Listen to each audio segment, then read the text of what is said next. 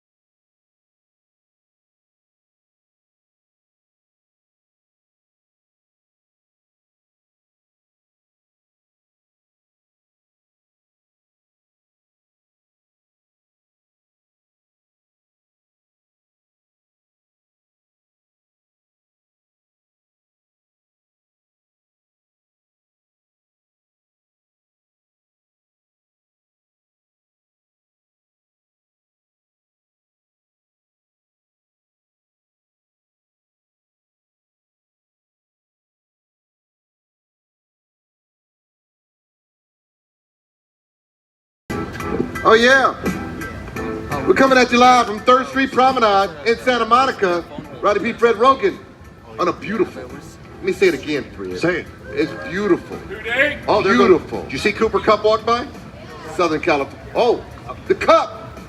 Cooper Kupp Cooper Kupp just walked by. with a dog. That's right. You know, he's every man. Oh, there's another Cooper Kupp.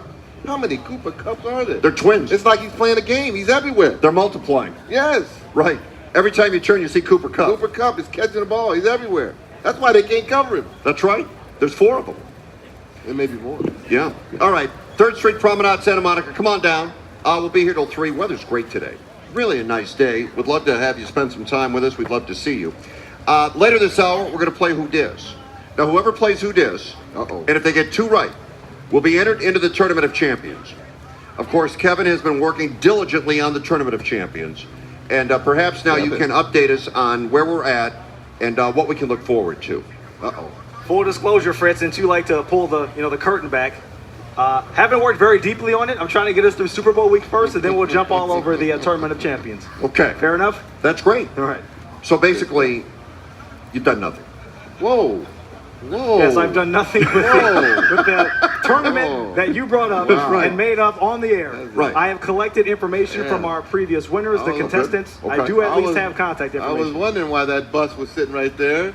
You know, it was for the throw Kevin under it. Yeah, you already got the chalk outline and everything. It's like, Good God. All right, but anyway, whoever plays today, if you get 2 right, you'll be entered into the Tournament of Champions. And then in the coming weeks, we'll have details on how that's going to play out. correct. That's Is that it. kind of like the fishing tournament? You can come together like that? Why you got to pour salt in the wound? I don't know. Why you got to do that? Some of the best ideas you have, Fred, just never materialize. We had a meeting on that. You were in the meeting, Yeah, it was very promising in that meeting. wasn't it? Yes. We're very excited. Nothing happened after that. Well, Yes, that's great. Let's have this big meeting. They're going to have this. Oh, yeah, you get on that. You're going to get that. Okay, you do that. There was the orders given in that meeting. that's right. There were tasks that people were told to do. We were excited. You were excited. Well, I was because I thought it would happen. Yeah. Yeah. Well, I've been around too long to know that ain't happening, Fred. Ain't that the truth? But I do have a fishing pole in my car now. Oh, you do? Yeah. And a fisherman's hat? Yeah, actually I do. You want to know why? Why? Because we're doing the news. EPMD? Well, we're doing the news from this set. Look at them shoes. Oh my! Yes. Wow. Whoa! Oh, stop it. Look at them I'm shoes. getting ready to trip and fall just watching her walk on those. That's some balance. That's impressive. So we're doing the Sorry, news. Fred. That's right. We're doing the news. We love Third Street Promenade. We love it now. I'll tell you that. We're doing the news from this set in front of SoFi Stadium, and it's right by the lake there. So Angelo said, "Here's an idea." Who's Angelo? Angelo's one of our producers. Kevin Okay. knows Angelo. Very funny. Okay. He went out and bought a fishing pole, and he got some stuff. And I'm going to look like I'm fishing during the news, and then I'm going to pull In that lake? Yeah, like in the lake, and I'm going to pull up the pole, and then there's going to be stuff stuck on it, like an old shoe.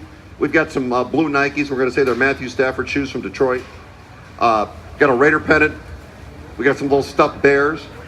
So I'm just going to start pulling stuff out of the lake like I'm fishing. I'm sure they'll love that at Channel 4. By the way, I didn't tell anybody I was going to do that. Of course you didn't. I'm just going to do it tonight. No. Yeah. Now that you said it, don't do it, Fred. Well, you No, this is what got your previous coworker. It's the whole ask for forgiveness, not permission situation. You just do it, and then figure out what happens after that. sad thing is there are people from Channel 4 that listen to our show. They don't watch our news, but they listen to our show. So, okay. Teammate of Rodney's, one of the great running backs in NFL history. It's a pleasure to welcome Barry Sanders to the show. And Barry, thanks for jumping on today. Great to be here. All right, Rodney, well, I'm going to let you lead this off Yeah. since you know Barry all too well. I know him all too well. Same draft class, same team. Came out together. It was a pleasure to be Barry's teammate. I will say this off the top. We all know, all the compliments of Barry Sanders, Hall of Fame, all of that. But even a better person, Fred. We used to joke sometimes early on when people first meet Barry that, because he's such a humble guy, doesn't want to take credit, that it was, was an act. It was like Barry was putting on this act that he was overly humble, and this whole handing the ball to the official stuff was just, that's Barry trying to put on some game or something like that. But it's all genuine. It's the kind of guy he is and the kind of guy he still is, and it's character means a lot. And when you talk about character, Barry Sanders is at the top of the list, Fred. Well, Barry, that's high praise. Gentlemen, no. You Hey. pay him to do that? I was gonna say, man, where's the punchline here? Where's the punchline here with Rodney and all this? No, it's great to be with you guys, man. I love competing with Rodney, and it's funny because he and I were also, the year before we were drafted, two of the top candidates going for the Heisman Trophy, and so the fact that we ended up being teammates and had some great years there together in Detroit, and then he went to Philly. And just we came to Philly, man, and he just lit us up, man. Rodney just lit us up in '95. It was a lot of bottled up frustration with and it was nothing personal. I can imagine. We saw it. No, we felt it too. Right? But no, yeah. So it's great. It's great being with you guys, man. Yeah, man. All right, man. So listen, Detroit, Matthew Stafford, all the years that he played there, and you know it firsthand like I do. It's a great city, got a lot of history to it. wants to win, but it was, Lions have had tough sledding over the years. Matthew Stafford played there, took his lumps, got blamed for a lot of stuff, comes out to the Rams, and they go to the Super Bowl. Barry, you still hang out in Detroit. What's the sentiment in Detroit about Matthew Stafford now being in the Super Bowl, albeit with the Rams? But are people excited or do they hate it? What's the feeling in Detroit about Matthew Stafford? I think for the most part, people feel somewhat a part of him and somewhat a part of this Super Bowl run that he's been on this season. Of course, you have those who are still annoyed that he left. And it's funny because just being there, and watching him over the last decade plus, I would always get people asking me, is he the answer? Can he win the big one? Those same questions that we all have heard. And you look at the fact that he could never quite get past, some of those great quarterbacks in our division, especially Aaron Rodgers.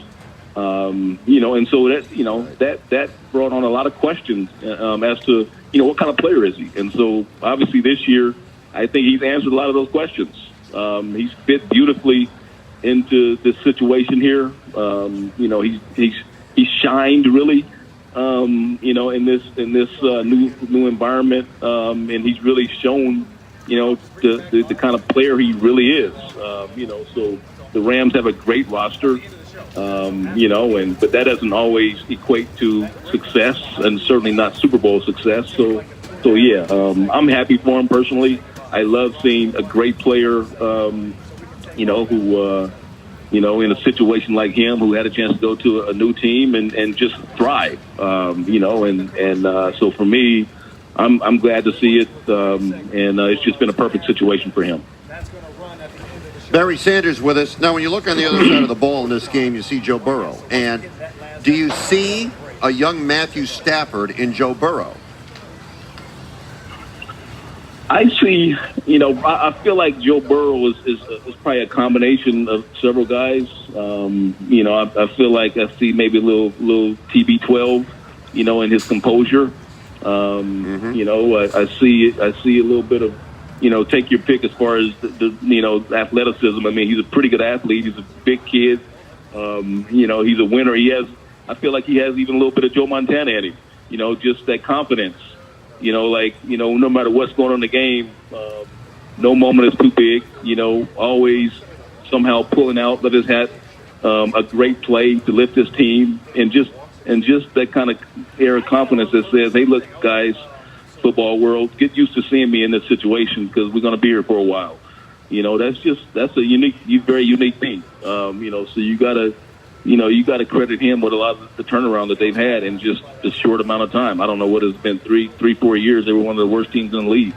So, give those guys a lot of credit and give Joe Burrow a lot of credit. Yeah, no, absolutely. And you look at this matchup, and at least out here, because we live in L.A., everybody's leaning towards the Rams, and it feels like a lot of people are believing that clock is going to strike 12 on the Bengals in the Super Bowl, and the Rams are going to win this going away. But when you look at the way the Bengals got here, having to go to Tennessee and win that game against the number one seed, going into Kansas City and beating them after being down 21-3, it just feels like, and I don't know the outcome, I think it's going to be closer than what people think, but sometimes, Barry, having a little mojo on your side sometimes can outweigh the talent. What do you think about the Bengals' chances of winning? I think their chances are good. I wouldn't say they're favored, but I think their chances are good just for the reasons you pointed out. When you go in and you beat Tennessee and you beat the Chiefs, you look at the rest of their games, just big play after big play all over the field from many different players on that team. They got a solid defense, right? And so that's what you got to have against the Rams. They have a really good running game, a Pro Bowl running back. We talked about Joe Burrow. Look at the receivers. This team can beat anybody.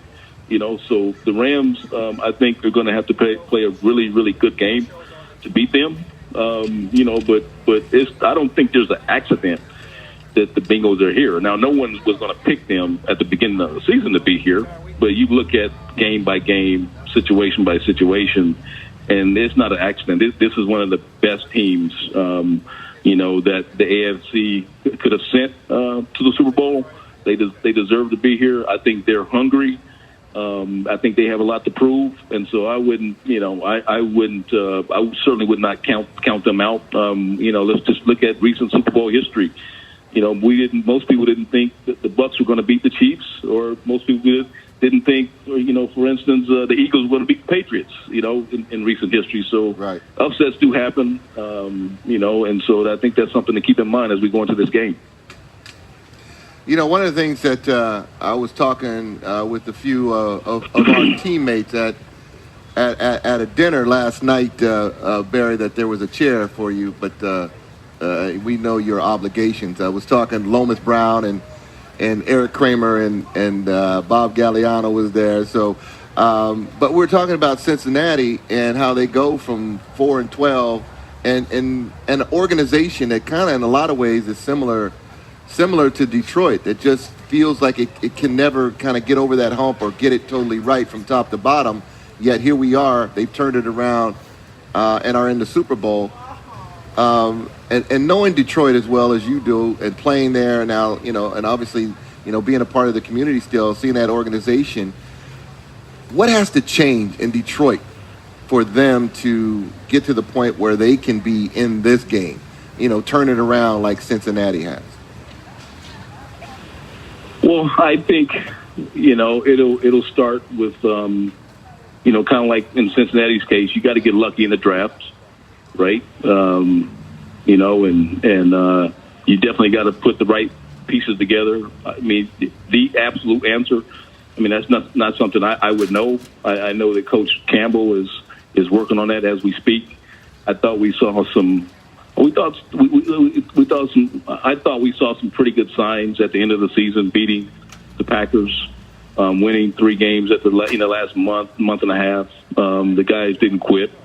I think you have to take sometimes just little steps, and just being able to get into the playoffs as a wild card would be a good start. It's a tough division. We mentioned Aaron Rodgers earlier. In that division, then you have to get through Green Bay. All roads go through Green Bay until something changes. Obviously, there's been a lot of conversation about that. But and then you look at the other teams, the Bears and Minnesota.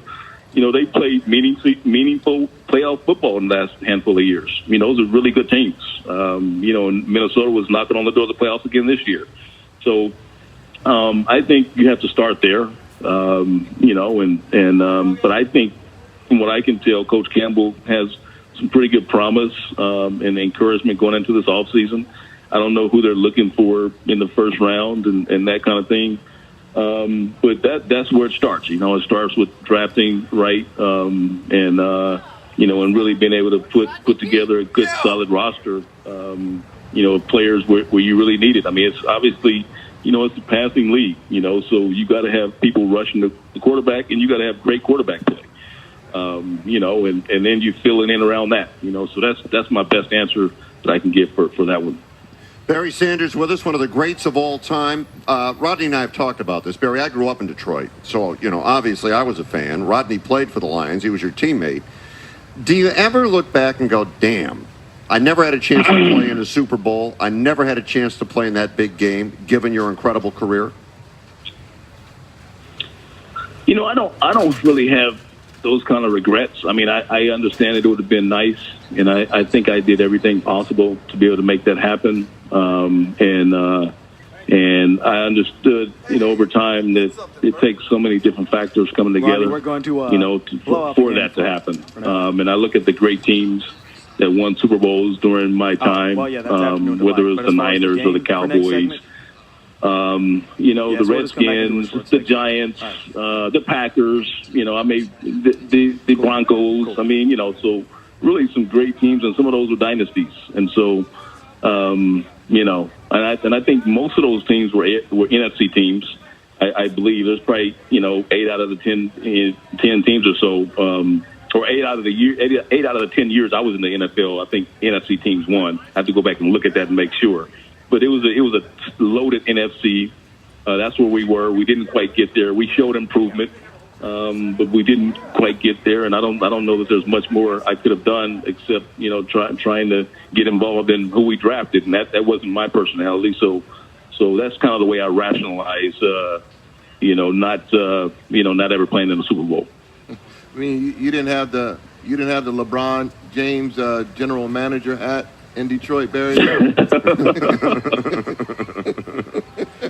Well, and Rodney knows. I mean, I didn't say much to anyone. I was glad to be there, and there were other vocal leaders, and that certainly wasn't me, especially as a young player. And again, I point to all those great teams that won it. I don't know. 91 would have been our best year, and we got handled pretty good by the Redskins as they went on to win it with a Hall of Fame coach and really a team that can fit into that dynasty category. So, that's the way the game is. It's not a popularity contest. So that's the way I look at it. Yeah. And Barry, now you've stayed busy since you retired, man. Including now you're the spokesman for the Roggin Mortgage Super Bowl Square Sweepstakes. Tell us about that. Absolutely. So Roggin Mortgage Super Bowl Square Sweepstakes really gives fans a chance to win a lot of cash during the Super Bowl. And so the way it'll happen is every score change, Roggin Mortgage will give away $50,000 to a fan who signed up. And then there are 2 grand prizes of $500,000 that'll be given away at halftime and at the end of the game. It's free to play. You go to RocketMortgageSquares.com and get signed up. Tomorrow, Friday, February 11th, midnight is when the entry window closes. They've given away over $3 million the last few years through Squares, and we're hoping to give away even more cash this year. So hopefully fans will get signed up again at RocketMortgageSquares.com. Right on, man. I love it. I love everything you're doing, man. You're staying busy, and you're still the same Barry that I knew from 1988, man. So never changed, brother. Never changed. Thanks for joining us. Appreciate it. All right, Rodney. Great catching up with you, man. Continued success to you guys, man. Thank you. Thanks, B. Appreciate it. That's my man. I didn't mean to jump in Why early. you jumping in on my man? Well, I thought he was wrapped up. You're cutting off the Hall of Famer. Fred. What's wrong with you? Fred, don't you ever do that to Barry Sanders. I thought he was wrapped up. Oh, my bad. All right, we're down here at the 3rd Street Promenade in Santa Monica. My mistake. And 3rd Street and Broadway, right by Cult. We invite you to come down. How are you today, sir? Look at the fellas. What's up, fellas? Look at them. There they are. There they go. That's right. Uh-huh. That's right. Yeah. What a foul! Head down to Laguna. Super Week in Los Angeles is here. The big game is just 3 days away. It's time to stock up and get ready for your party with Zing Zang. Zing Zang brings easy, great tasting bartender quality cocktails to help kick off the good times. Zing Zang has margaritas, Bloody Marys, and bourbon sours ready to drink tonight or tomorrow morning. Sure. Go to zingzang.com to find out where to stock up. Please, Zing Zang responsibly. All right, we're down here for 2 more hours. We've got stuff to give away. We invite you down on AM 570 LA Sports, your home of the Rams and Super Bowl 56. Here we are.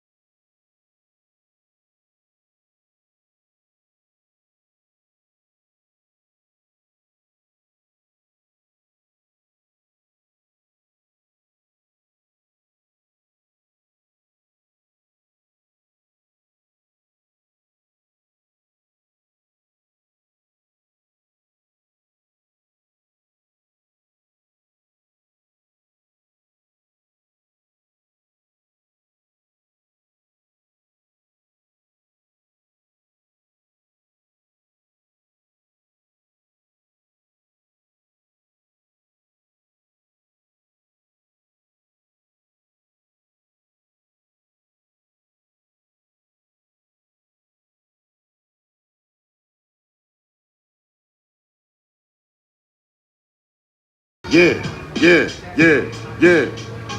3rd Street Promenade, right to beat Fred Roggin.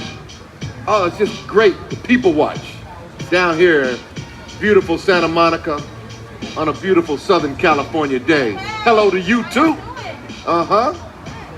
Hey, you know, we just had Barry Sanders on, Fred, and I always joke about he was the very dynamic, and a lot of people debate who's the best of all time in a lot of different sports. You know, to me, having played with him, he's the best I've ever seen. Yeah. But he also made me the worst faking quarterback. I told you guys this off air because... What does that mean? That means that normally as a quarterback, when you hand the ball off to your running back for deception purposes, you're supposed to carry out your fake like you still have the ball, which is why, you know, when you see the Rams play, Matthew Stafford will either, once he hands the ball off, he'll continue his motion like he's got it. It only helps in future plays because you want to make him think that it's one thing and it's not another. So you're supposed to carry out your fakes. So hand the ball off, act like you're bootlegging around the other side. Well, with Barry, he was so good and so talented and so dynamic that every time I handed him the ball off, I would just stop and watch him. Because he was so great and made so many moves right at the line of scrimmage. And then Kevin knows, and I joked about it, but some of his best runs, because he struggled up front a lot of times in Detroit, some of his best runs were just getting back to the line of scrimmage. He made 10 people miss just to get a 2-yard gain. But he was incredible. But, you know, when you think back about your career, how lucky were you to play with a guy like Barry Sanders? It's great. You know, you think back and you go over the teammates that you have and the relationships that you maintain over the years, and then, you know, knowing that you had an opportunity to play with a guy like that is pretty remarkable. As a guy that, you know, like in my opinion and many opinions, that the best to ever do it at that position. To say that you were able to hand the ball off to him was is pretty special. And I got that on tape. I got film of me handing the ball off to Barry Sanders. And watching. Yeah. And admiring his work. Exactly. I used to get yelled at on Mondays watching film. See? That's why that bootleg play we called didn't work, Rodney, because you didn't fake it when we were handing it off in the first quarter. It was one of Barry's highlights, and I forget who you guys are playing, but you hand the ball off to the Colts. him. Yeah, and Rodney just raises his arms, and they're like, "Oh yeah, he's going." He wasn't even past the line of scrimmage yet. Rodney already knew. He was that good. Nothing wrong with admiring. It's like a guy in basketball shoots a 3-pointer. Oh yeah. You know, they teach you follow your shot, right? And no, the guy sits there and he releases the ball and he just watches it and admires it. Got to pose. Yeah, got to pose, and it's short. And the ball would come right to you if you followed your shot. Instead, they grab it and go down and score. Oh, the best Would you yell at little Owen when he would do that there, Fred? I used to posing on his shot. I used to yell at Jack Roggin. Jack knew it was going in. That's why he didn't follow his shot. Yeah, when it didn't, you'd always hear this from the crowd. Follow! Just like remember Swaggy P back in the day with the Lakers when he shot that 3 and turned his back? Arms in the air, clank off the side of the rim. Swaggy. All right, we're at the 3rd Street Promenade in Santa Monica. Actually, it's the corner of 3rd and Broadway. Yes. We're right by Cult. Right by Cult Coffee. New Cafe. New Cafe. Yeah. It's great. It is really good. We all ate there this morning. If you get down here to Santa Monica, you got to hit Cult because it's super good. And they're hosting a viewing party on Sunday. $25. All you can eat tacos, sliders, fries, and more. By the way, I don't think they're showing the game. They're just going to let you view people walking around. I don't believe that's true, Fred. Okay. Why are you making stuff up, Fred? I'm not sure. I just You thought don't know that. why you're making things up? I thought somebody told me. Who hit you in the head? It was not me. This guy right here. He did? We're giving away prizes today. $100 gift card from Smart & Final. $50 Lids gift card. $150 Fresh Brothers gift card. Get your head in the game with a meal delivered by Fresh Brothers with premium signature pizzas and baked wings for all group sizes. Fresh Brothers is your game day headquarters. Order today at freshbrothers.com. And this Super Bowl weekend, our friends at DraftKings are taking over Tom Watch Bar at LA Live, right across from the Crypto.com arena. Come on down and join the party at DraftKings House tomorrow and Saturday from 1 p.m. to 11 p.m. for food, drinks, and celebrity appearances. Do you think, and I'm being really honest, because I think we're all friends and we've worked together, do you think I should actually look at these before I read them? I'd say it wouldn't hurt, Fred, to be honest with you. Okay. Yes, you should. I mean, should I actually go over this? Yes, you should. Because, you know, I'm used Given to TV. your history, yes, well, you should. I'm used to TV. If it's on the prompter, I read it. You're Ron Burgundy? Hello, everybody. Hello, everybody. Hello, everybody. The great Paul Moyer story. This is the Channel 4 News at 5:30. Good afternoon, I'm Paul Moyer. Good afternoon, I'm Paul Moyer. It was up there twice. He read it twice. And he read it twice. Okay, come on down to Santa Monica. Come on. AM 570 LA Sports, your home of the Rams and Super Bowl 56.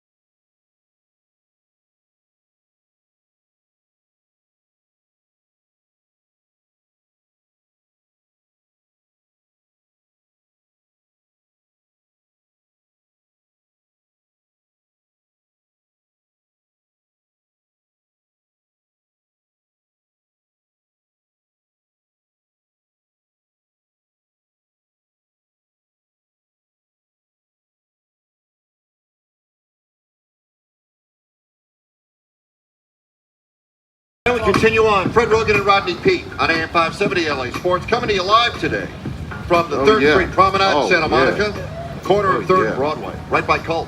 Right by Colt.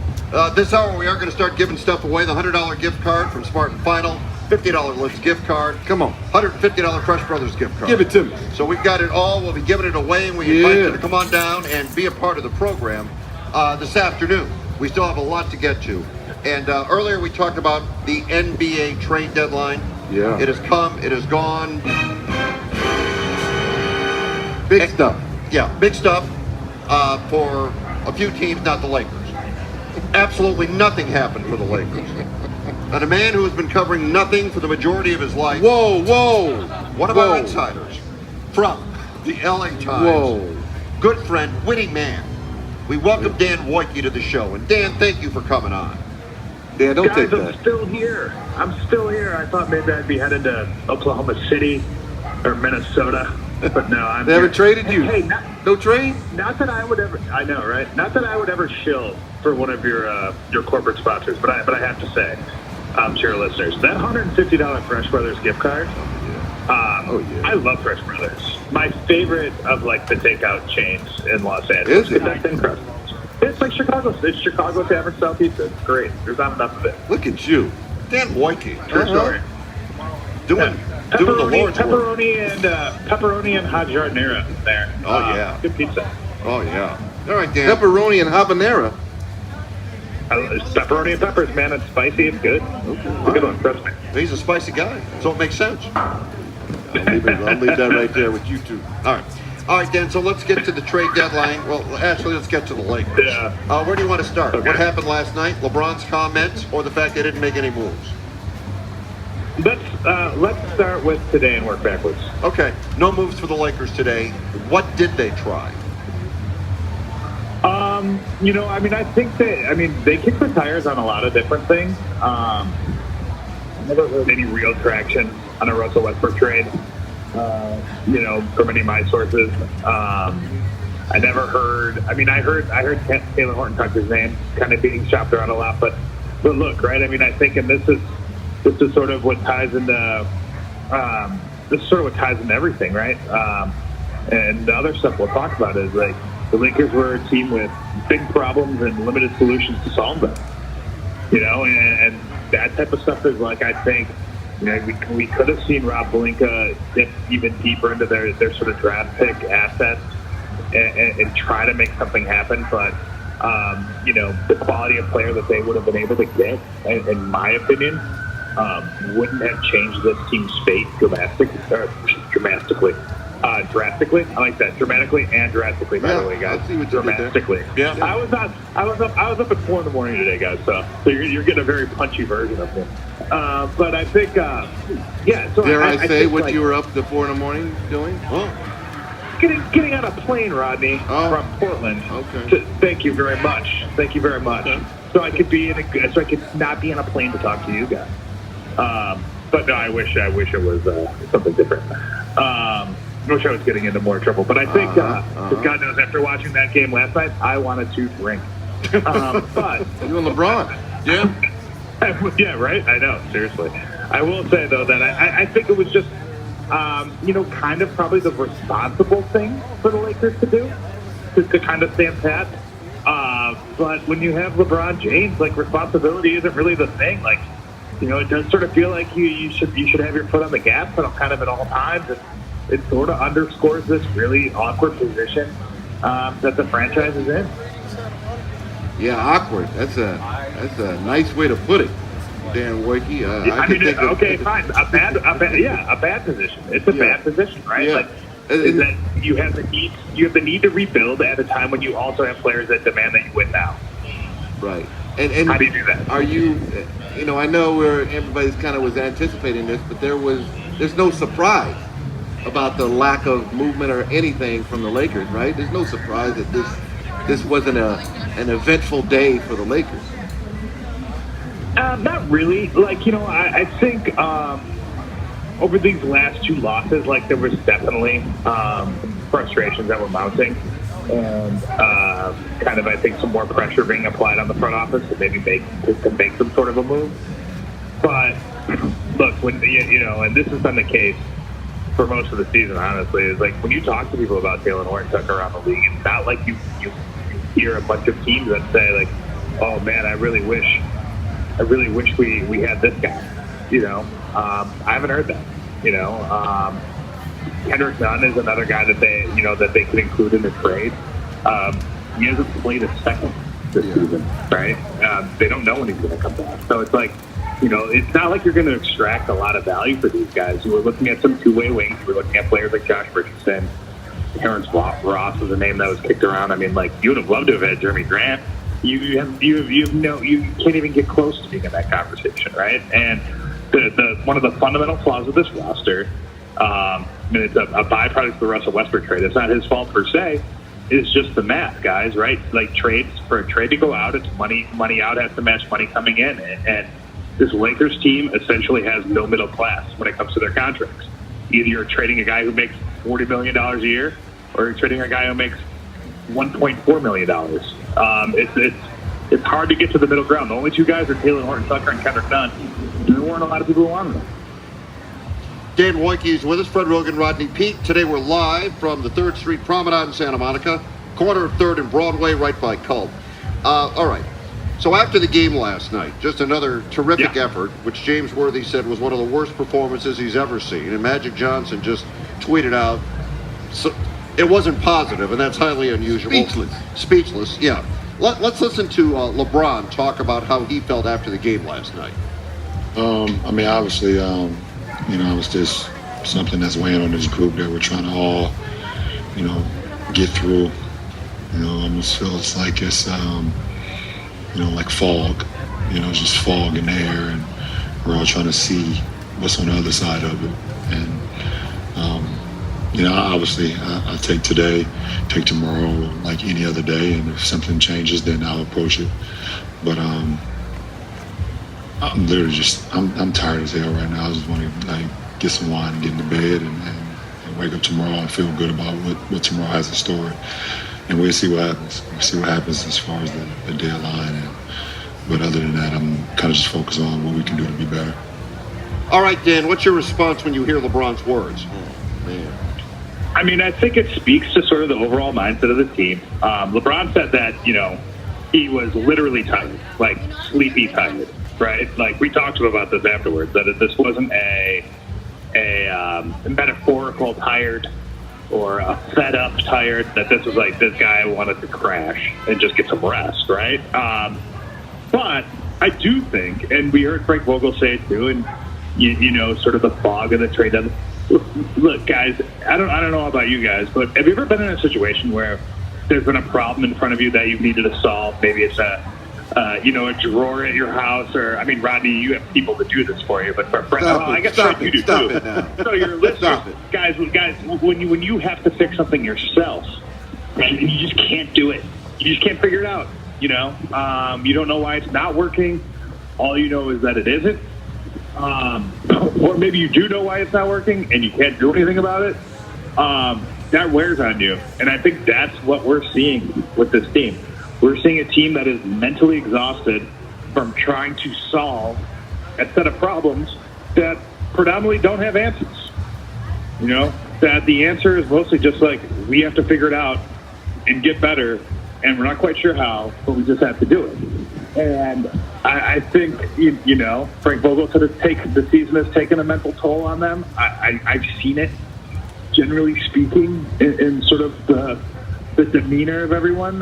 Guys have put on mostly a brave face as they've tried to make it through it. But, like, you know, look, I mean, we've heard LeBron at times, you know, when we've talked to him post-game, say things like, you guys keep asking us the same questions, you know, and he's right. It's because the problems have been the same, you know, since November. And it's just kind of a reality of their situation. And until or unless they kind of figure out a way to put it together as a group, it's kind of, this is who they are, and they just sort of, you know, have to get through it. Yeah, and I think that It's not a great team. Dan, the scary part, and just listening to LeBron, and you look at the season he's had, because he's playing at an all-time level, what he's been able to do, and we've heard it week after week. We just got to get healthy. We just got to start playing together. Trevor Reeves is coming back. This guy's coming back. We haven't played together much. Well, now they are playing together, and it's still the same old, and we're not even at the All-Star break yet. There's a shot that this team doesn't even make the playoffs, Dan. Sure.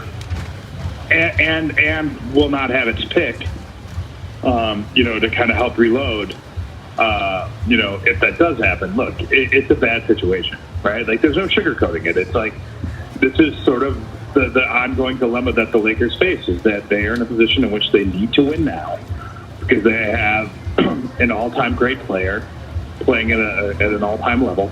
And so you have to win now. There's no time to wait, Like, LeBron James eventually will get old if he's not already getting old now. So you have to deal with that. But at the same time, and this was when I was talking to other GMs and some other scouts today and people who, spent a lot of time studying the Lakers, like, this is sort of what, Rob Pelinka probably was asking stuff. It's like, at the same time, like, with the tools that I have access to, can I do anything that makes a big enough difference? Right. Based on what I've seen, like the most, I think the most interesting thing I heard from someone today, and it's someone who's worked in the NBA for a long time, was that you would look at a loss like last night, right? And you would say that, like, that type of an effort should put the pressure on Rob Pelinka to make a move, right? Like, you've got to do something after your team comes out and looks like that against that team in Portland. Like, you've got to do something. This executive said, like, that to him, that loss told him the opposite. That, you lose a game like that, like, what are you going to do that's going to fix this? What move do you have up your sleeve that can repair something that's this broken? And for, like, Rodney, to your point, for a team that's talked a lot about continuity, about getting together and hoping for the best when that happens, it's probably their best option. And the reason why it is because it's probably really their only good one. Not even a good one. Probably, maybe even their only option. Dan Wojcicki with us, Fred Roggin and Rodney Pete, live from the 3rd Street Promenade in Santa Monica. Are there any viable options that make them appreciably better on the buyout market? Probably not. Not appreciably. I mean, like, you fill in around the margins on the buyout market, right? And by the way, you're going to have real competition. And here's the other thing. Typically, when players get bought out, the Lakers this year at least can offer, like, generally speaking, playing time because they need players. But usually, guys get bought out and they want to chase rings. You know what I mean? And the Lakers aren't in that tier. If you want to try to play for a championship team, you're looking at Milwaukee, you're looking at Philly, you're looking at Brooklyn, you're looking at the Warriors, you're looking at the Suns, maybe even the Grizzlies. I don't know. I mean, it'd be nice to live in LA. I mean, it's like 90 degrees today. Great. Big sunny day in January in Los Angeles. Like, maybe you want that, but the reasons to come be a part of this team. Yeah. There aren't that many good ones now. Hey, so Dan. My expectations are low. Hey, Dan, but going in before the season, I mean, most of us, and I think including you, didn't believe that the Russell Westbrook situation was going to work, right? It just didn't feel right. It didn't feel like it was a good fit. In your opinion, has it turned out to be worse than you expected? I mean, I don't think I thought they'd be, 4 games under 500 as they kind of approach the All-Star game. I mean, I think certainly, I think these things that we've talked about, injuries, the COVID outbreak, that stuff has derailed this team. They are still a winning team when all 3 of those guys play. Not by a lot, and they haven't played great. Those things are still. I think they played 17 games. They're 10-7 or something like that. I think when all three guys play. So congrats, like you're the 6th seed. Which I just think, Rodney, the thing that I think maybe I underestimated was just the constraints that the Russell Westbrook trade would put on you to get better if it didn't work. Just the limited options they have to sort of fix things. And obviously not just this year, but But moving forward, this summer, if they want to try to address this Westbrook thing next summer, it's not like teams are going to be falling all over themselves to acquire a player set to make $47 million after he wasn't able to fit in with the Lakers. So like you might have to attach future first-round picks to get something done there. I mean, it's definitely it sort of feels to me like the Lakers gambled. Obviously, they hit big. They win a title with Anthony Davis. Like, great. Ever since then, though, it's been a lot of like, well, this didn't work, so we're going to have to take some of our assets. This didn't work, so we're going to have to take some of our assets. And you just kind of keep gambling and you keep betting and you keep betting. And right now, the odds just keep getting longer every time you put money on the table. Okay, let's talk about some of the other moves that were made today. Want to start with the 76ers and the Nets? Yeah. All right. What'd you think of that? Ben Simmons has finally moved. It's an interesting deal, certainly. I mean, I think, like, on the surface, I look at Brooklyn and I say, like, they probably lost they obviously lost talent, but I think that they've got players that make a little more sense together. So much of everything for Brooklyn, though, right, is like getting Kyrie Irving on the court on a regular basis. Excuse me. I say his name and I start getting symptoms. It's terrible. I think that's obviously a huge thing for them. But Ben Simmons as a defender, alongside scorers like Kyrie Irving and Kevin Durant, like that's something that they needed. But to me, it's telling that sort of the state of this league is that you have a big three that was put together and was destined to take over the league. And I think that team played 16 games together.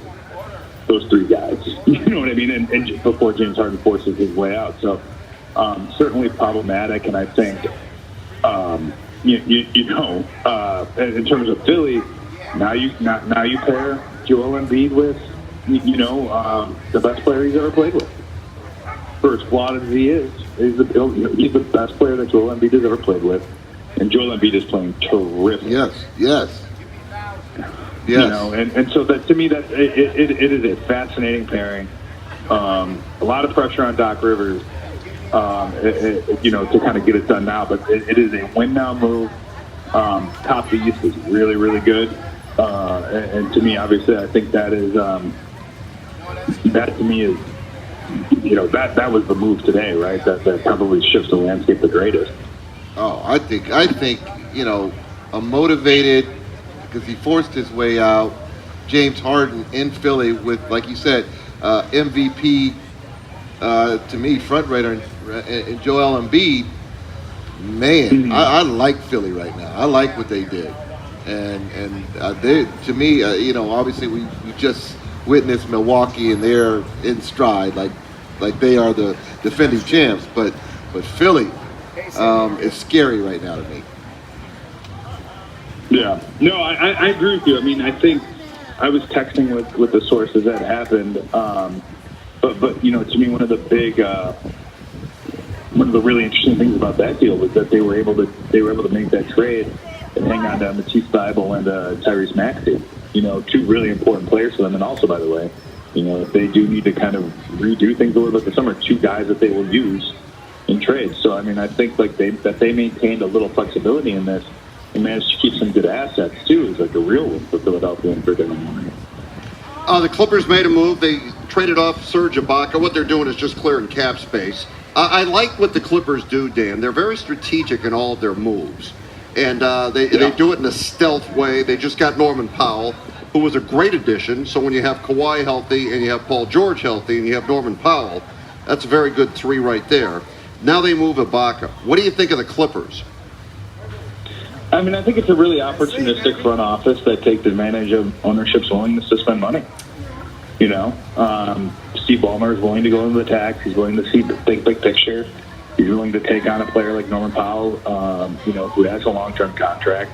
And the last year or maybe 2 years of that deal might look a little rocky. But it was an opportunity right now to get better, and the Clippers took it, and that's a credit to Steve Ballmer. I mean, not to flip this totally back to the Lakers, but you can track back a lot of the Lakers' sort of issues at the deadline by their sort of unwillingness to go even deeper into the luxury tax this offseason. The flexibility that they did not have could have been avoided. If you sign an Alex Cruz, or if you sign Dennis Schroeder to deals, right, to keep them around, you would have money to trade. You would have contracts that aren't, either maximum or minimum. You would have other guys other than THC and Kendrick Nunn.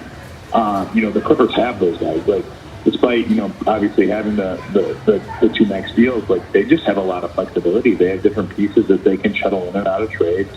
And so that puts them in a lot of conversations. And they're around to kind of, if there's a way to be a fourth team or a third team in a deal and maybe get a little bit better or pick up an asset or take a look at somebody, they're usually in position to do that. And it's a credit to their infrastructure, and it's the ownership there. And I think, who knows if Paul George or Kawhi Leonard will ever be healthy at the same time. It's impossible to know. But I think, the fact that you have ownership willing to invest in that team is a good sign long-term for the franchise. I mean, it's a good way of operating, especially this time of year. You get marginally better and you do the right thing when it presents itself. All right, Dan. Well, we appreciate you coming on. Thanks for the time today. And thanks for getting on that flight early this morning. Yeah, Dan. Did you even go to sleep, or were you just awake from the night before? I got about 4 hours. No, you didn't. No, you didn't. Come on, I got about 4 hours, Rodney. No, I'm being very honest with you. I got about 4 hours last night. Woke up this morning, quick shower. Out Never the door, went to sleep, Dan. Boy, you can't. Felt great.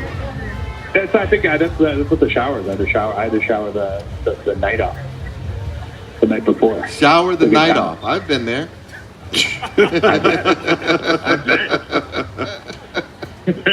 You probably got people to handle that for you too. Right? Hey, Dan, boy, easy.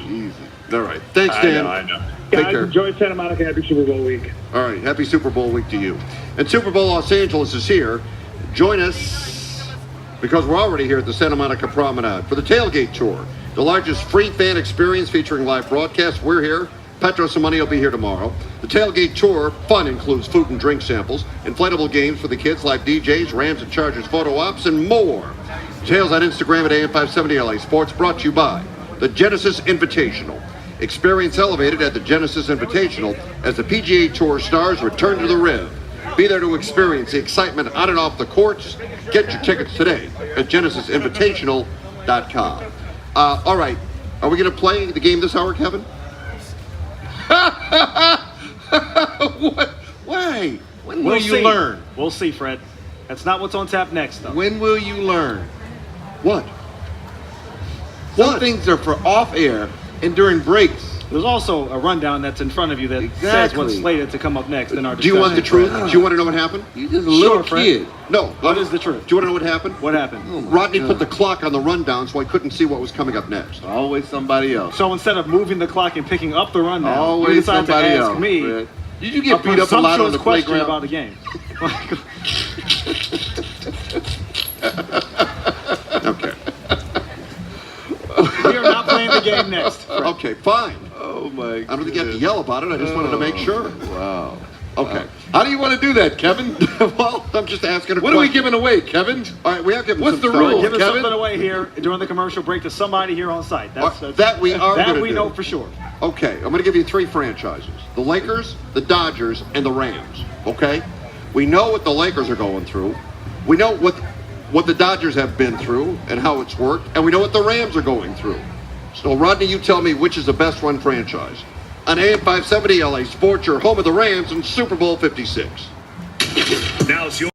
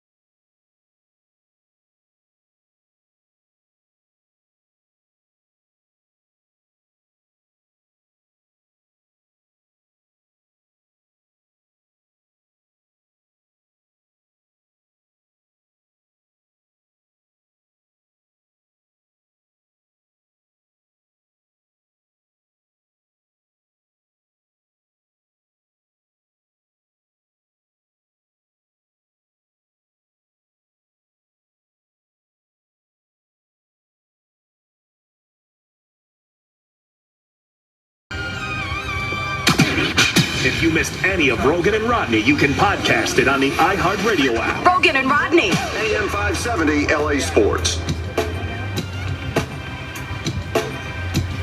Oh, yeah. Oh, yeah, what a beautiful day. 3rd Street Promenade, Santa Monica. Chippy, chirpy, happy Fred Roggin. That's right. Let's go. And Rodney P. Let's go! Let's go. All right, who wants a Smart and Final gift card? Who wants one? Who wants one? This man right here. Who wants one? Not you, Dave. Come up here, sir. There you go. There's our winner. Boom. Just like that. That's how easy we give stuff away. That's right. This gentleman has won a Smart and Final gift card. We are givers here. You know who's here? Who? Sandy Steele. Sandy Steele. Not yet. Not yet, Sandy She is Steele. here. Not What are you yet. saying?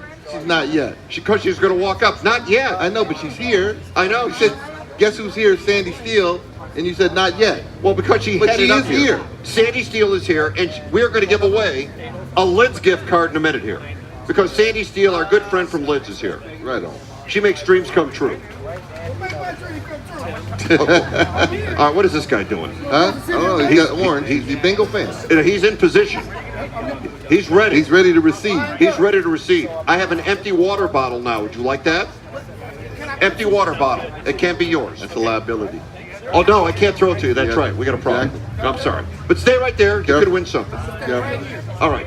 So, Rodney, here's where we're at right now. We know the situation the Lakers are in, and it's not good. Not good at all. And we know why they're in that situation, because Why? of the way the front office is operated. Yeah. Okay. We know where the Rams are, and it is good.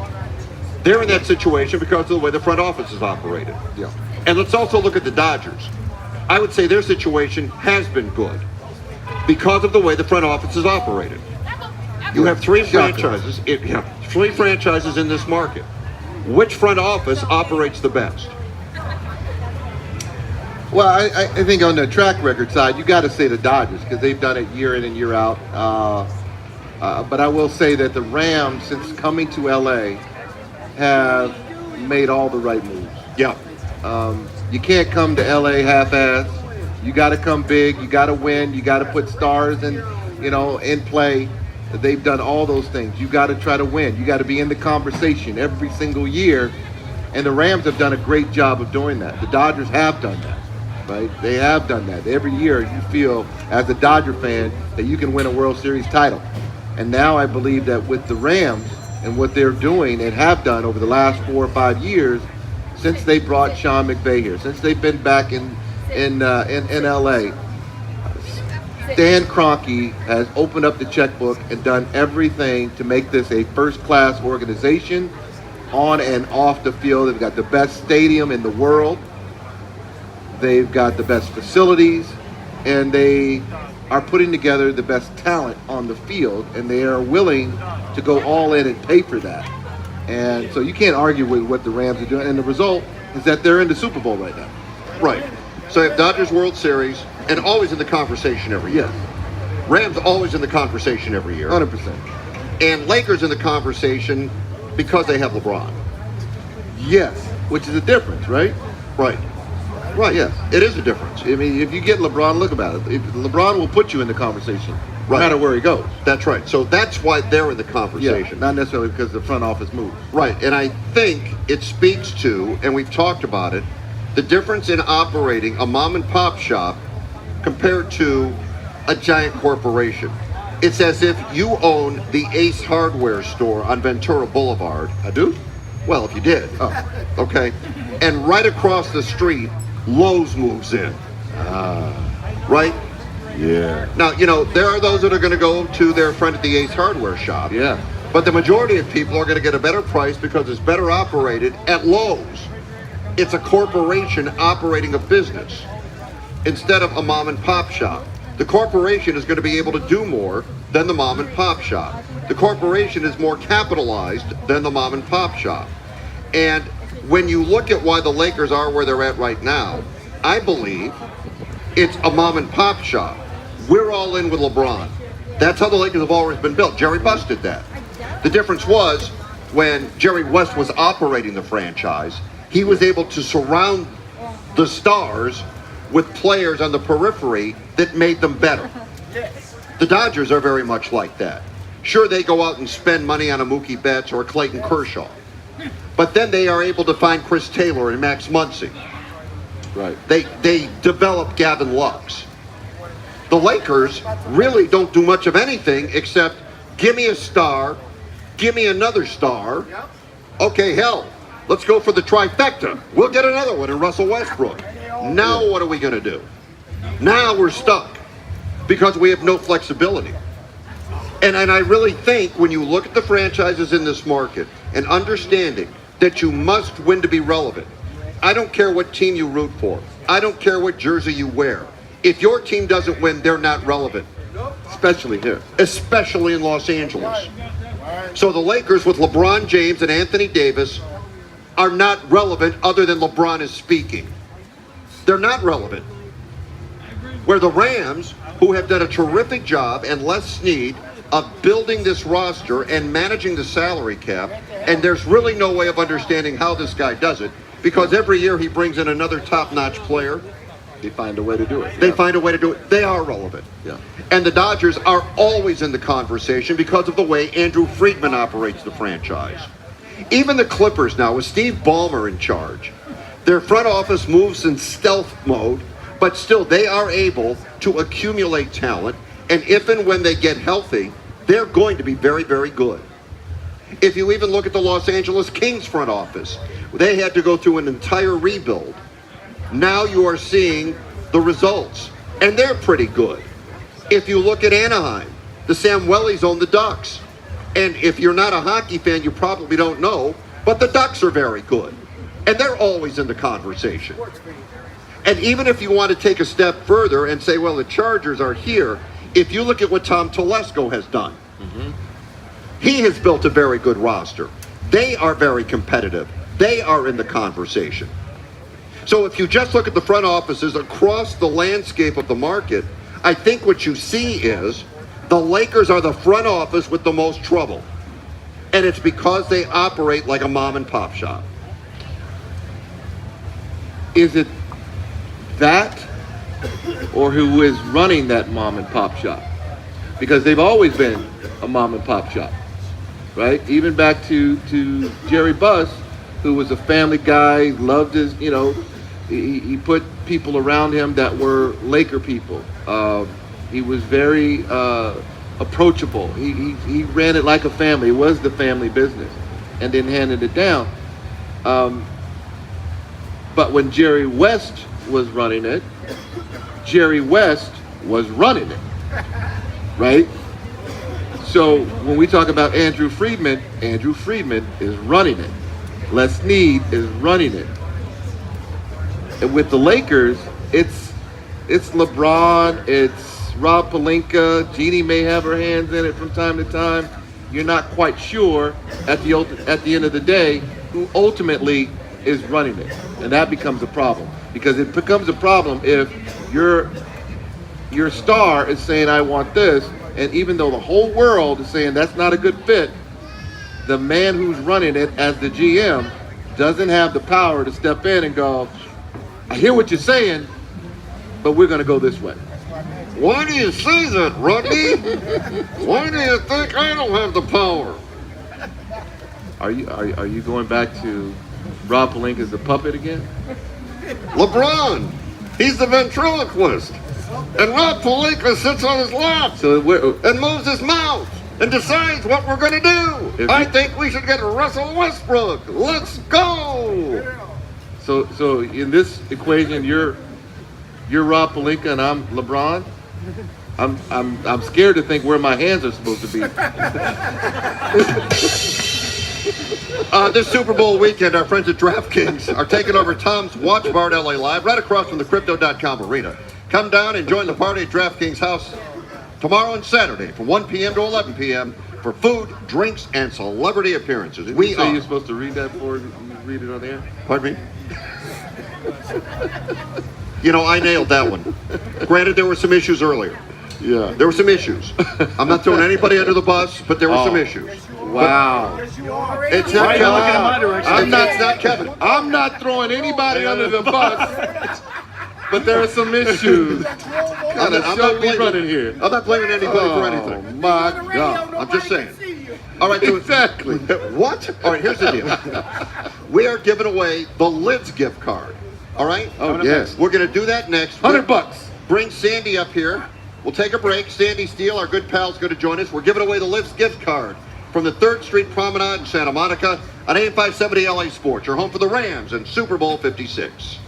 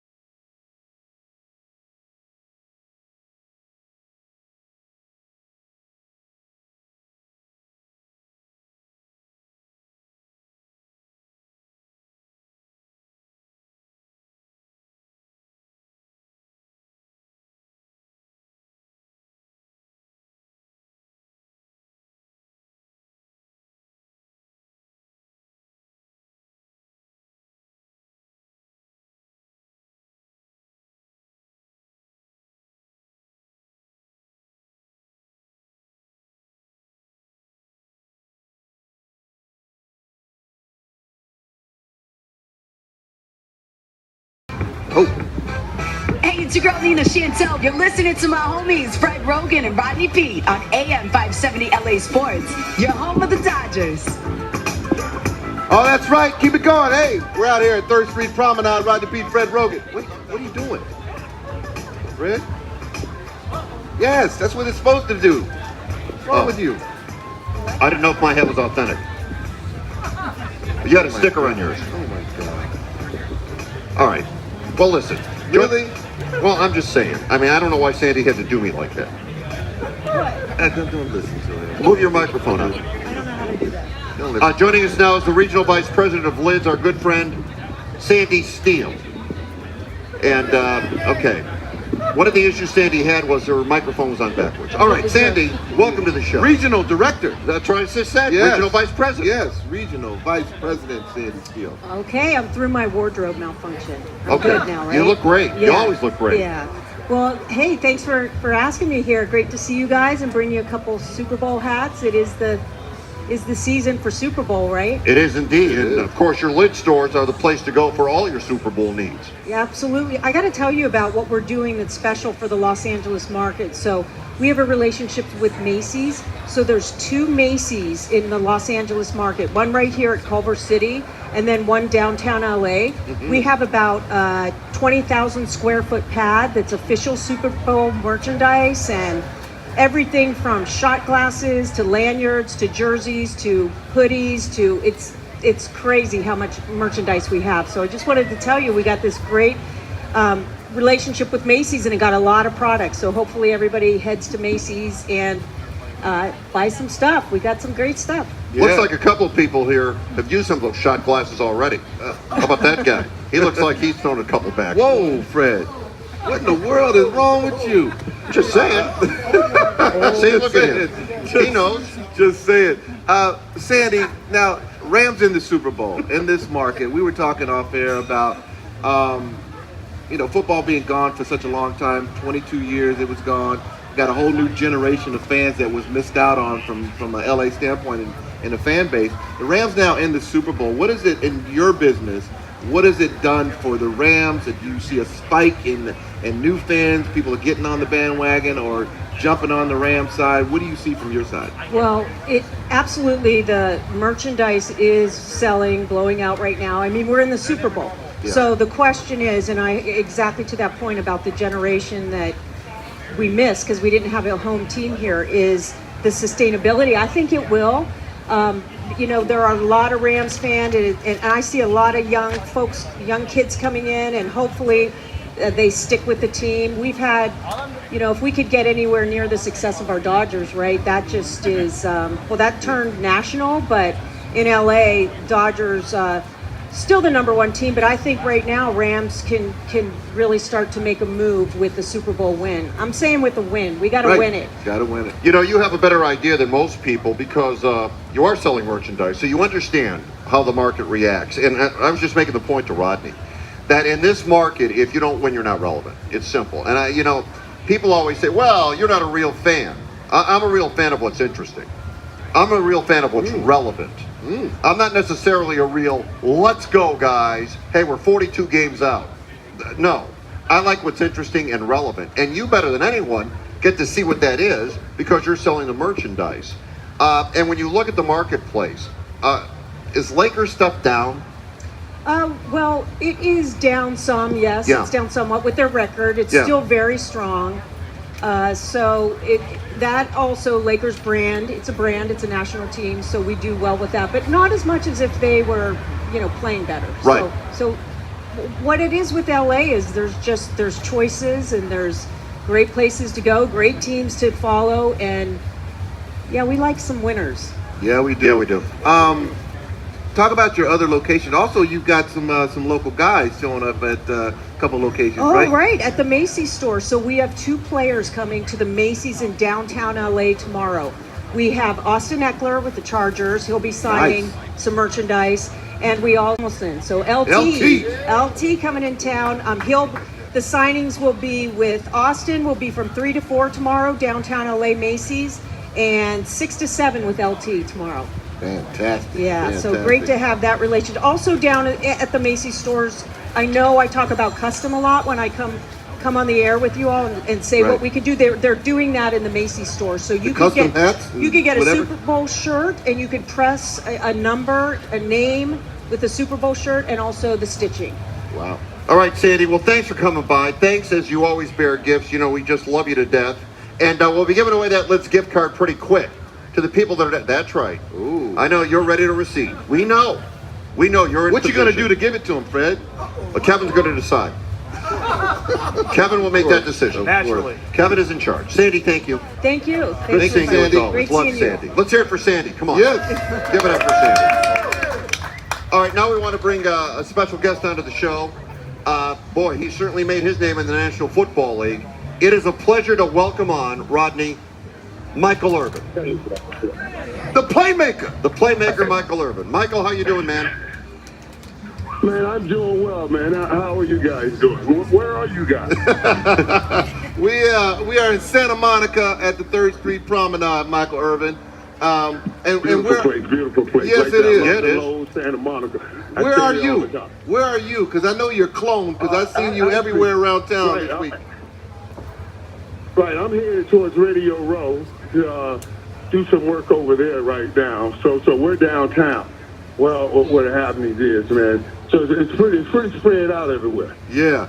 All right, Mike. You won 3 of these things, and your first one was right here in L.A. Not too long ago, right? Just a short time ago, you came and beat the Buffalo Bills at the Rose Bowl here in L.A. for the Super Bowl. Man, what was it like back then for your first Super Bowl in L.A. For you and the Cowboys? And first of all, it was absolutely incredible. And everybody always asks, which is the best Super Bowl? You know, and I always say it's the first because it is the first. But it's also the first because it was here in L.A. That low Santa Monica, I was telling you guys that I stay at, is right over there, right by where you are. That's where we stayed. Nice. And that's where the Cowboys stayed, right there at that Lowe's. I still to this day stay there and go and live those memories again as I move through. You know what I mean? It is insane, incredible. This ain't incredible. So yeah, I love that. Hold on. Michael Irvin is with us. Hey, Michael, now let's get to the Rams and the Bengals. How do you see the game? Hey, what'd you say, buddy? Would you order a number 9 special over there at Roscoe's? I mean, what you ordering right now? No. Listen, I'm coming through all the machinery that you got to go through to get inside Radio Row. You know, they got it well protected. Yes. So I was telling the lady, she was saying, put your phone in the bin. I said, I can't put my phone in the bin. I'm on a radio interview. I'm going to hand it to that guard in the middle of a question and get it right back. You know, and they said, okay. That's what they did. All right.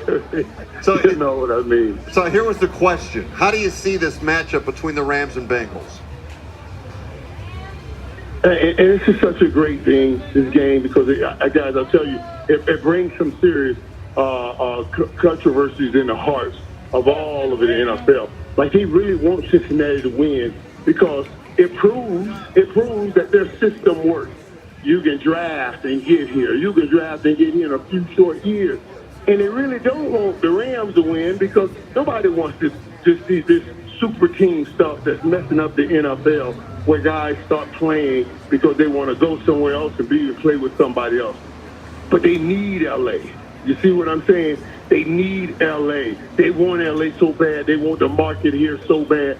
They gotta want LA to win because that's the story to be told in Hollywood right here. So it puts them in a bind, and this is going to be a great game.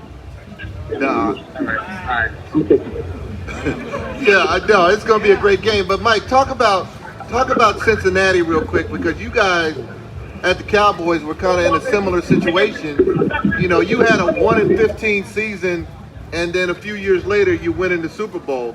Cincinnati coming off 4-12, and just an organization that nobody believed that could win. They draft Joe Burrow, they go get Jamar Chase, and next thing you know, they're in the Super Bowl. Kind of similar to the way you guys turned it around in Dallas. Cincinnati has done that. and the 14th team to do it. The 14th team to do it. To go from a team being sub 500 to make it into the Super Bowl, right? But get this now. The other teams, I make it to the playoffs. Those other teams went 5-8 in the big game. They went 5-8 in the big game. So what it says a lot of times those were teams that were catching a wave. When I start crackling the numbers, those were teams that were catching a wave. Now Cincinnati's different, and you guys brought it up because it's not a team that's catching a wave. This is a young team that, if played right, can do this for a few years. That's the whole kicker. That's what we called it as a young team, and then we played it right and rolled it out. Got 3 Super Bowls out of the next 4 years. Cincinnati got all those young guys under contract and some money to play with, man. They come out of this game, they can ride this thing for a few years for a mini dynasty. All right, let's not get crazy, Michael. Let's not. Let's not say get that to the crazy. Bengal fans. I know why you say that. I know why you say that. I know why you say that. Because how can it be? You go from what you've been in, the purgatory of hell for the Cincinnati Bengals for all these years, never to have won one championship, and now this big black brother is on the radio talking about a possibility of having some kind of dynasty. I understand the shakings of your mind with that, but that is a reality and a possibility. That's all I'm telling you. All right, this weekend you'll be at the 22nd Annual Celebrity Sweat Black Football Challenge. Saturday at Pepperdine, it'll be Doug Flutie and Andre Reed against Tracy McGrady and Michael Irvin. What can you tell us about this epic clash and battle? You know what it is, man. It's just because we old men don't mean we still don't have some hard fight in us, and we'll still battle and fight. But it's not just the good battles and fight. It's what we're battling, fighting for, guys. And that's really the wounded warriors. You know, the guys that really get out there, the real warriors that stand on the front line to make sure that we can have an opportunity to live the life we live. You over in Santa Monica talking radio and getting paid to do it. I'm sitting over here radio row at a Super Bowl talking noise to get paid to do it because those guys have lost limbs for us to be able to do that. So, man, anytime you get a chance, man, we got to make sure we pay homage and give all our love and respect and direct those energies towards those people. I get to see those people, man, sometimes when I do Thursday night football, and they bring the Wounded Warriors guys out to hold a flag for the national anthem. I'm going to tell you something, dog. You never see such a proud group, and they have their kids with them, and it's almost like it's the moment they say to their kids, this is why I am thus. And they walk up there with such pride, man. And every time I sit there and I shake every one of their hands and I thank them and try to reciprocate the love for what they've given us because they made some great sacrifices. We can make sacrifices for them. 100% well said, brother. Appreciate what you're doing. Appreciate you. Enjoy yourself. And it's always good to talk to you. Hey, okay, man. And Rodney. Yes, sir. Listen. Rodney. Oh, Rodney, why are you introducing yourself as this Detroit Lion dude? You are a cowboy. That's what you are. You are a cowboy. You threw that touchdown. I went and got it. You are a cowboy. Hey, not only did you go and got it, that was one of those things, you know how it is. When, you know, I went there for that 1 year. You guys took me under your wing. Troy gets hurt in the game. I come in, man, and the one thing I knew going in that game, because, you know, Mike always wanted the ball, whether it be practice, whether it could be in the training room, he always wanted the ball thrown to him. I just knew I just threw it to your area, and you were going to go get it and make me look good, and you did that, man. So I appreciate you for getting me through a few of those games that I had to play, man. You were great. Okay, well, I was going to say, yeah, you were great. It was good. And you know what else? There's nothing else need to be said. Nothing. You he was the button playmaker for a reason, Fred. You button that one up. Okay, we're giving away the Litz gift card. Are we doing it right now? When we're off the okay. I thought we were giving it away right now. What this is second. wrong with you? I thought we were giving it away. We're giving it away. All right, when we go to the commercial, for those of you here, we're going to give it away. Fair enough? Fair enough. All right, good. We're going to do that. And we also need some spirituality. And looking around this crowd. Yes, we do. Looking around this crowd. Yes, we do. I think you need a little spirituality. Oh, yes, we do. So we'll be doing that next on AM 570 LA Sports, your home of the Rams in Super Bowl 56.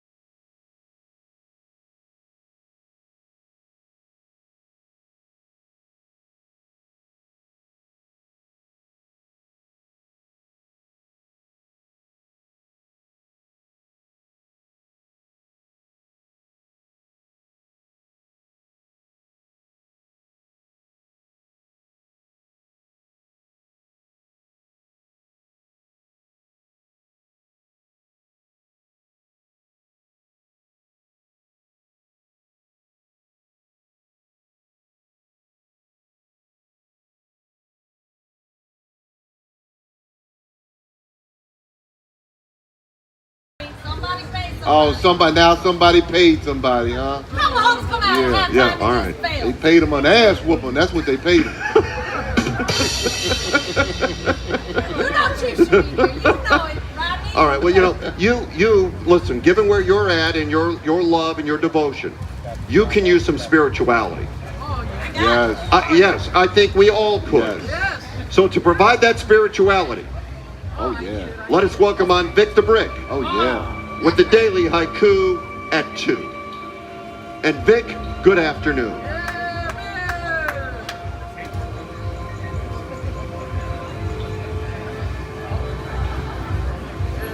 Santa Monica, People's Republic. Yes. 3rd Street Promenade. Feeling you. Feeling you. Yeah. Fred, good afternoon. Yeah. Waka taka kage. Let's go. Hello, Vic. Good afternoon, Rodney, Pete. So cool to have Barry Sanders in the house. VTB. Yes. Excuse me while I whip this out. Executive producer.